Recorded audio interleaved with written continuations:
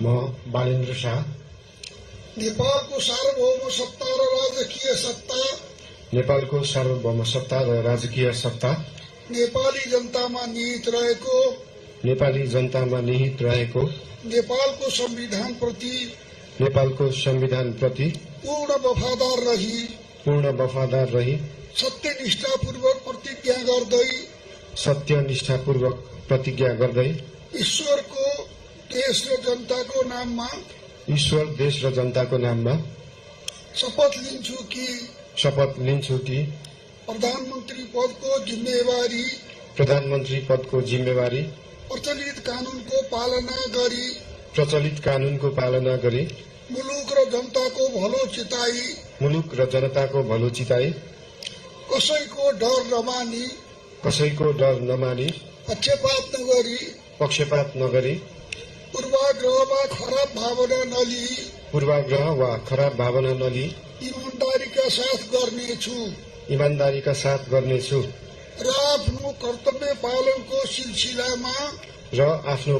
पालनको सिलसिलामा आफूलाई जानकारीमा आएको कुरा म पदमा बहाल रहँदा वा नरहँदा जुनसुकै अवस्थामा पनि प्रचलित कानूनको पालना गर्दा बाहेक अरू अवस्थामा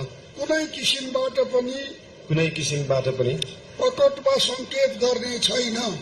वा संकेत गर्ने छैन। धन्यवाद। यसपछि नवनियुक्त सम्माननीय प्रधानमन्त्रीज्यूलाई आफ्नो आसनमा रही शपथ पत्रमा हस्ताक्षर गरिदिनु हुन अनुरोध गर्दछु।